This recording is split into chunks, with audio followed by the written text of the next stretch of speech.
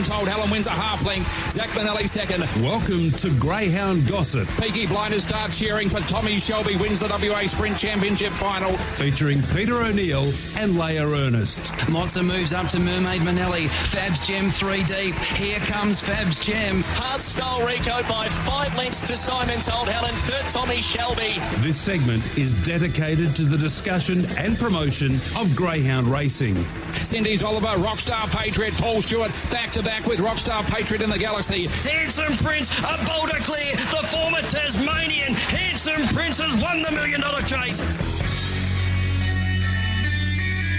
And a very good morning, everyone tuned in to Greyhound Gossip this Monday. And as always, a very good morning to you, Peter O'Neill. And a very good morning to you, Leigh. Good morning, everyone. What a wonderful weekend of greyhound racing we had. Some excitement down at Mandurah on Friday night with the Mandurah Middle Distance Challenge, where Couch Surfer's now won at his last 5. That was his first start in race conditions at Mandurah, and he really dominated 36.85, defeating It's a Diamond. We'll now head back up to Cannington, and some big races coming up for him over the next 6 to 8 weeks. Yes, Couch Surfer undefeated this year for Chris Hulse, and then they also had the Holiday Coast Series final taken out by Good Odds Buzz for Lewis Clay there at Mandurah. And then we draw our attention to Cannington, Peter, where you call the heats of the Puppy Classic. And I've got the box draw here. In box 1, we've got Crumble Manelli, currently $1.20 with Tab Touch. 2, West on Blossom, 3, My Time. In box 4, we've got Custard Manelli in the 5, Dusty Deluxe. Coco Shimmer has drawn box 6. In box 7, Copper. Box 8, Tommy Fumble, and we've got the reserve runners of Pudding Manelli and Oro Kanui. Have I pronounced that correctly? Rokanui, yes. David Hobby's won 2 of the last 3 years of the Puppy Classic, and he has the short price favourite, Crumble Manelli, at $1.22. He was the quickest qualifier, went 29.78, was a personal best for him, and he looks very, very hard to beat. The only other runner is under double figure odds are his kennel mates, Custard Manelli and also Pudding Manelli, and Pudding Manelli's the first reserve. So he does look like he's got a very strong hold on the race because of his early speed and the fact that he's drawn box number 1. Yes, a very strong race going into the weekend here of the final, Pete. And speaking of a busy weekend, a huge weekend over at the Meadows, where we saw multiple Group 1 races, and we saw Wow She's Fast take out the Temley. Away and racing and jumping well, Kelsey Bale from the inside. Fernando Mick went out hard. He's bursting across, and then he fit some trouble at the first corner, and Kelsey Bale went through to lead. Raced out by 3 lengths to Wow She's Fast, and then to third Amron Boy. They're followed by Fernando Mick recovering from She's a Pearl. A long break then to McInerney, Baby JC and Mobile Legend, but Kelsey Bale high rolling. Led by 3 lengths to Wow She's Fast and Amron Boy. Kelsey Bale now all out. Grabbed by Wow She's Fast. Oh, my goodness. What a star. Wow She's Fast has won the Temley, beaten Amron Boy. Oh, my goodness, indeed, Pete. And what a call there as well. Wow She's Fast has now ticked over $2.3 million in prize money. And we're about to welcome in our first guest here on Greyhound Gossip. And I speak of Kel Greenough. Kel, a very good morning to you. Yeah, good morning, and thanks for having me. No worries. And, you know, I was chatting to Peter O'Neill off air just before the show, and he said to me, Leah, you must be so nervous. This must be the biggest thrill of your career. You're about to speak to the connections of Wow She's Fast. How are you feeling? And I said, yeah, it's massive. She is a top chaser. You must be very proud. Yeah, look, it's a bit special when you get one come along as good as her, and sometimes you wait a lot of years for it to happen, and that's what's happened to us. So, yeah, we're pretty happy to have her. And a little birdie tells me it's her 3rd birthday as well today. Is that right? Yeah, that's it. We better get out the birthday cake soon and make it a special day for her. Well, I think she deserves a birthday cake, doesn't she? Absolutely, yeah. Kel, I'm not going to compare her. I've been around long enough, and you've been around a lot longer than I. We've seen some superstars over the years. She is a superstar in this era. She's now won over $2.3 million in stake money, and that was remarkable victory there on Saturday night. In my opinion, it's one of the best fields that I've seen in greyhound racing with the calibre of greyhounds, and for her to be able to come from behind and be able to win that race was remarkable. It was, Peter, and I totally agree with your assessment of the field. It was outstanding, and, you know, you and I have been following greyhounds for a long period of time, and we've seen a lot of great races, but that field would have stacked up against probably any other field that I've remembered in my time of greyhound, and you just don't see that quality of dogs going around all against each other. Another thing that I find remarkable, Kel, is what you and Jackie have been able to do with her. The fact that she hadn't started since early January when she ran second at Warragul, and her start before that was on the 17th of December when she won the Phoenix. So you're placing her to go for these big races now. Is that difficult in being able to do? Because a lot of times we see with greyhound racing, they just race week in, week out. Probably the hardest thing I've ever had to do with a greyhound, to be honest. There's so much planning going on to make sure you've got enough miles in your legs and keep yourself fit. It's a lot easier to train them week in, week out without, just trying to pick up a race. But in her case, we think she's a bit special and we try and target those big races because it's nice to be in them and have a chance of winning them. But if you race them week in, week out, you've obviously got more chance of injuries and all the negatives that go with a race. That something may happen, and we've probably picked that reason that we've sort of targeted those races because she is a little bit special. And, Pete just mentioned the Phoenix. We do have our own slot race here in WA coming up, the Sand Groper. Do you think you'll be aiming for possibly that if someone approaches you?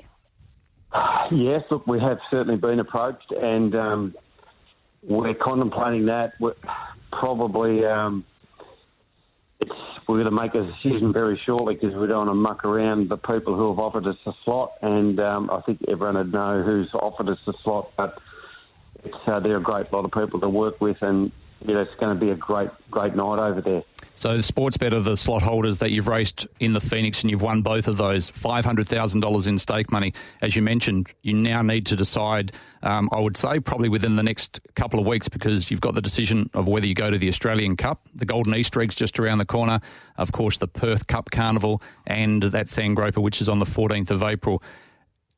Have you made up your mind yet, Kel? Look, I think I'd be leaning towards Perth, to be honest. I prefer to race in Perth than New South Wales. It's a little bit more difficult for us to get over there and back and continue your workloads here, but that's probably our preference at this point, and hopefully we'll see you over there. It would be our preference as well, Kel, if we got to see her over here. So if you decided to go here, have you already, and I'm presuming that you probably have looked at this already, her mapping out a plan for her, and would that include a Perth Cup Carnival?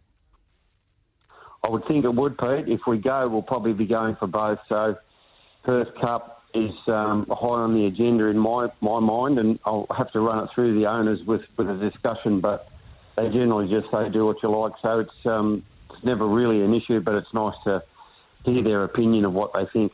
Okay, so I'm now working backwards. Normally I'd work the other way, Kel, but you've got me excited. Do we go to the Australian Cup with her this week, the heats this Saturday? Yes, I think we have to, Pete. We have to go to the Australia Cup. It's unusual for her to have to do this much racing, I guess, and that's probably what we need to know, if she can stand up to the heavier racing workload, which she's never really had to do, except when she was young. She sort of raced week in, week out for a while there, and it's you just got to hope that everything turns out okay with injuries and seasonals and everything else that goes with racing greyhounds. And the good thing is, after the Australian Cup, you'll have a couple of weeks break before the heats of the Perth Cup, which come up on the 11th of March. The Cup's on the 18th, $200,000 to the winner, and then the final and the one-off slot race coming up on the 14th of April. So the way you've raced her would probably fit into her program really well. I think it would, Pete. And as I said, I do like Perth. I always like coming across. I haven't been for a while, but that sounds a good plan, and I just think it's probably a better plan in her situation that it might suit her. Lock it in, Kel. You, Sportsbet, Perth. We'll see you over here. Good on you, Pete. Congratulations. Kel Greenough with some big news there, because we haven't had any of our slots holders, and obviously Sportsbet still have to come out to announce that, but we haven't had any of our slot holders announce what greyhounds are coming across. We presume that Throttle will run for the Robertsons, and now Kel has basically said that Perth is right on the agenda, so we'll see the best greyhound racing in Australia at the moment. Wow, she's fast for the Perth Cup Carnival, of which you and I will be out there with our outside broadcast. That's going to be exciting, and then into the slot race with the Sand Groper as well. Yes, it's going to be a huge night, especially the heats night as well. It's probably some people's favourite night of racing here in WA, and then the Perth Cup, so we're very much looking forward to that. And we move on to our next special guest of the day, and I speak of Cosi Dagostino. Cosi, thank you for joining us on the show. A very good morning to you. Yeah, good morning, guys. Cosi might not be as excited as I am about Wow She's Fast coming across to Perth, but you would have been excited there on Saturday night. Cosi, I think I jumped off 1 week too early with momentum, and it was great to see him back in the winner's circle. Yeah, mate, he hadn't started there since, I think, about the 19th of September, and he hadn't seen the new lure or anything like that, so we knew it was going to take him 2 or 3 goes to time it properly. So he came out pretty good. When he crossed to the front, I thought he was probably still 1 run short. So, it was pretty exciting to win by a neck. Was he okay? Did he pull up fine after the race? Yeah, he's fine. He's had the 3 months off with a bit of a toe problem, and we'll just keep working on it, and it doesn't seem to be bothering him now. I'm not sure if he'll get back to his 29.50s, but he pulled up pretty well. You've always looked after him, Cosi, and you mentioned to me last year that, 12, we'll probably see the best of him 12 months' time. So with that slight injury that he had and the time off, do you still think that, come a month's time when we have the heats of the Perth Cup and the Perth Cup Carnival and then obviously the slot race, which I'll get to in a moment, do you think you've still got room for improvement there with him? Yeah, well, he's had the 3 months off, so he's rejuvenated. He's just wants to race, mate. He doesn't. You're walking past the car and he just wants to jump in the car. So, as most trainers say, the dog will tell us. And he's running it very, very well. It runs it out pretty well. So, we're not sure what we're going to have a crack for yet. Whether we leave him over the 500 or try step him up. I actually nominated him for the free-for-all 600 last Saturday. That fell over, so that was his second preference. Okay, so are there plans to try and step him up over the longer journey to go towards the Galaxy then, is there? Well, we know he'll probably be in front, so it's all about that. What have we got? 3 weeks till the preludes, so we've got to get a fair bit of work in that block of time into him, so it's definitely up to Paul, Sharon and myself to decide, but we'll do the best thing for the dog. And it's all about the last sectional. If he gets to start over 600 in between now and then, and see if he tires, or I think they've got to run, 1140, 1150 to even try him over 700. So that'll dictate what we do for sure. Well, there's obviously some rich prize money for the Galaxy, but there's rich prize money with the Perth Cup and also the Sandgroper $500,000 race, which we just spoke with Kel Greenough about.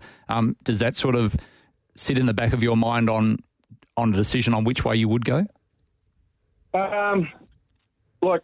It's the worst cliche ever, but it's week to week with him, Pete. So it's certainly in our thoughts, but, he's been a sensational dog for us, and we just, take it a week at a time with the injury. And, he's not even 3.5 yet, and he hasn't been over raced. So, we'd definitely consider it, mate. It's exciting. It's great to see him back at the track. How's the rest of your team going? Yeah, not too bad, mate. Old Global Trader just missed in the free-for-all, and I got one in today. It's pretty short. If it jumps, it'll probably win. Race 2, number 1. Okay. It's about $2.70 at the moment. But do you Demi? Yeah, she trialled well on last Thursday, so she's come back from a little injury scare. So, she'll go okay. And I've got Redhead Rider. He'll be in a 5:20 Saturday night, so he run the 490 out pretty good. So we'll see how he goes. Outstanding. Looking forward to some racing coming up later on today, and looking forward to seeing which way momentum goes. Thanks for joining us this morning. Thanks, guys. Have a good day. Good on you. So Cosi Dagostino there. He would have been pretty excited with Momentum's win the other night, but is Wow She's Fast going to scare a few of them off? The fact that Cal's now put it out there that he'll come across to Perth with her for the Perth Cup Carnival, and a greyhound like Couchsurfer, if the connections are thinking, do we go to the Perth Cup? Do we go to the Galaxy? Is it going to persuade them? Well, I think there would be a bit of persuasion, Pete, because we take a look at last year and we thought, Mambo Manelli went into the Galaxy, and I think that would have swayed some people's decision as to whether they were going to go for the Perth Cup or the Galaxy. So it could be one of those decisions, but we will see soon. Well, in about a month, we'll have the heats of the Perth Cup. And now, Pete, we welcome our next guest to the show, and I speak of the one and only Jason Lincoln. Now On Greyhound Gossip, we welcome the Greyhound guru, Jason Lincoln, from Sky Racing. She's a pearl in full flight at the home turn. She led it by 6 on Coast Model. Richard Otter getting up on the inside. But this is greatness from a champion. She's a pearl wins the $10 million chase. And an absolute pleasure, as always, to welcome in Jason Lincoln on the show. Jace, a very good morning to you. Yeah, good morning, guys. Hope we find you well. We just had a chat to Kel Greenough just before Cosi, and he's announced that they'll be aiming for the Perth Cup Carnival as well as the Sandgroper. What do you think of that with Wow She's Fast? Yeah, well, no surprise there. I think you've asked me that question for the last few months, and I think I said she was $1.01. Look, it was easy enough to read the play. Kel's done a great job of placing her, and they haven't shied away from it. They've targeted these races, and for good reason. The only other options to come up to Wenny, obviously, for the egg, but she didn't gel with Wentworth Park last time, and there's no doubt the easier option would be to head over there and just take your place in a race that you're going to get gifted a start in. So, I don't think anyone would blame Kel for that decision. I'm not sure if I'm going to be able to keep a lid on it, Jace. Excited, are you, Pete? Oh, gee whiz. While off, brother. Oh, it's fantastic. Like for a race caller, it's a dream. And I said to Leah before, you're going to get the opportunity this morning to speak to one of the connections of one of the best greyhounds that we will ever see. And there's been some great greyhounds over different eras, which I don't like comparing, but it's exciting. And with the news of Little Perth and Kel Greenough coming back with Jackie, and Wow She's Fast, and she's won $2.3 million. It's a massive draw card for the Perth Cup Carnival. Yeah, for sure. I mean, she's the headline act in the sport. There's no doubt about that. I'd absolutely agree with you. The folly of trying to compare dogs from different eras is more ridiculous than the time it deserves. But it's good barroom banter for sure. But I think we all know that dogs at different eras, different tracks, different conditions, different opposition, Pete, makes a different result. So you just got to appreciate them for the generation they're in. And in her generation, she's the best of them. I said to Kel, I thought that race on Saturday night, which had your bitch in as well, was one of the best fields that I've ever seen on a greyhound track. Yeah, it was a good field. There was a lot of hype around it. I mean, the top three obviously had big billings, and it was a very deep race. There's no doubt about it. There'd be other races that you could pull up, obviously, throughout the years, but it's certainly the strongest invitation race I reckon we've had for a couple of years anyway, Pete, for sure. Jace, what did you make of Pearl's run in the Temley? Non-event. She just wasn't a factor. She may as well have been a scratching. She was gone after 2 strides, so I don't really know what else I could tell you about it. She basically just wasn't in the race. We also had the Zoom Top run that night as well. We saw Stagger Out Lee win at $26 with Tab Touch, but we also had our WA star Sarbel in the Zoom Top. What did you think of his efforts? Yeah, he... look, I mean, I'd have to go back and watch the replay again, but... Yeah, look, he didn't exactly set the world on fire, I guess. He's... just going back and watching, after I did speak to you last week, going back and watching a couple of his runs there in his local runs of late, I was a little bit concerned he hadn't been savaging the line like he did last preparation. That's sort of why I changed to Moraine Susie during the week. But, look, all honours with the winner. She's very hard to catch in as much as she's really consistent. It'd be silly to paint her as an inconsistent dog, but she's hard enough to catch just in terms of her early speed and her racing style. You saw there the other night she lobbed second in the run. We've gotten used to her tailing out the back in recent times, but earlier on in the staying career she was a leader, so she seems to be able to do it a few different ways. And once she landed second in the run, it really took the other dog to go past her at halfway to really light her up again. And then she came again, charged and won, Stagger Out Lee. The story there is Jack Strutt. He's done an amazing job with her, a young bloke who has to do a lot of travelling because he lives pretty much halfway between Sydney and Melbourne, and you can't underestimate how difficult a task it is. I mean, we've got a pretty unique insight of recent times with Pearl travelling around, and I think I've said it on this show before. Pearl, Wow She's Fast, Amron Boy, none of those dogs have been able to go interstate and win feature races, which just exemplifies how good dogs like Rapid Journey, Bogey Lee, Fernando Bale were. They just went wherever they were taken and picked up where they left off. And one thing that you'd be able to understand along with Jack is the fact that drive home after you have a feature win, it's a lot easier, isn't it? Yeah, my oath it is. you don't have to worry about what the Chico roll costs at the Shell on the way home either, Pedro, when you've got money falling out of your pockets. Well, you've always got money falling out of your pocket. Did you back Dookie Devil? And I thought Amplified was outstanding for a long period of time in that Rookie Rebel final. Yeah, she ran a good race. He's a star, Dookie Devil. He did transgress in the Sale Cup, which is something we hadn't seen from him before, but Glenn Dayton really just put him on ice and was laser focused on this race. Didn't have a start between the Sale Cup and the Rookie Rebel, and just had him in A1 nick there the other night.